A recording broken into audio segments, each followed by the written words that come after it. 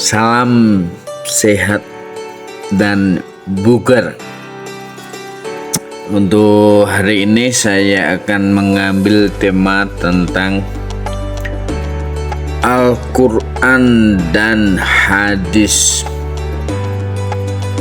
Mengenal lebih jauh tentang Al-Quran dan hadis. Untuk sebelumnya saya jelaskan dulu kenapa Al-Quran dan hadis itu. Al-Quran dan hadis adalah sumber hukum utama agama Islam. Segala persoalan terus ibadah dan muamalat terdapat dalam Al-Quran dan hadis. Kemudian umat Islam harus mengetahui perihal Al-Quran dan hadis, terutama dasar-dasar ilmunya.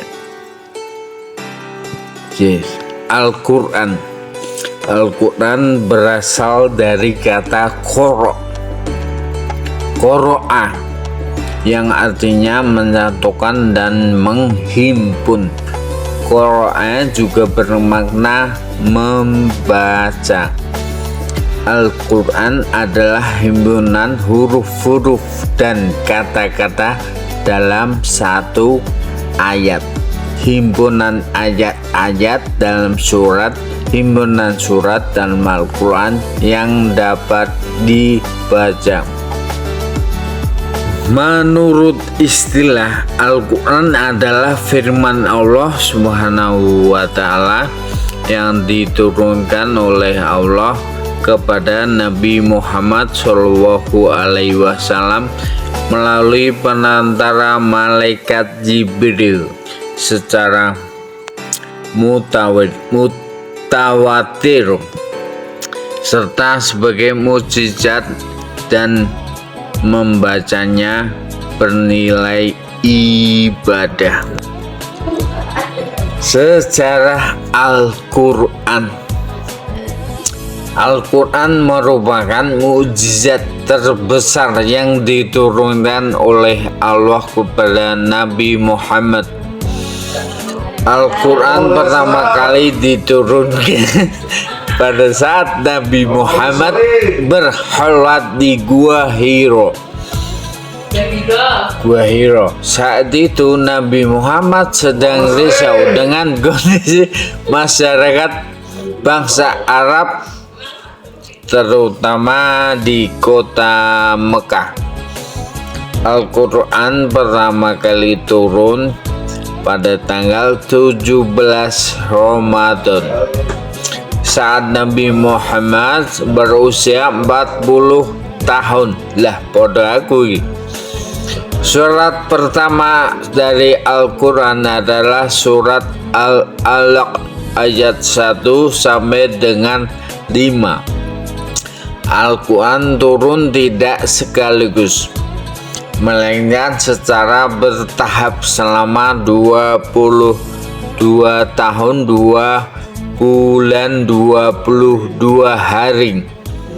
Ayat terakhir yang turun adalah surat Al-Ma'idah ayat 3. Ayat ini turun pada tanggal 9 Zulhijjah 10 Hijriyah.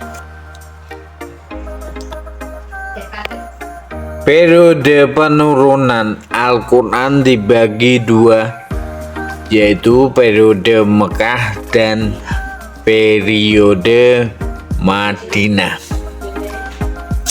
Berlangsung selama 12 tahun masa kenabian Rasulullah. Surat-surat yang turun pada periode Mekah ini disebut surat Makkiyah. Periode Madinah berlangsung selama 10 tahun masa kenabian. Surat-surat Al-Quran yang turun pada periode Madinah disebut surat Madaniyah. Penulisan Al-Quran dimulai sejak masa Nabi Muhammad.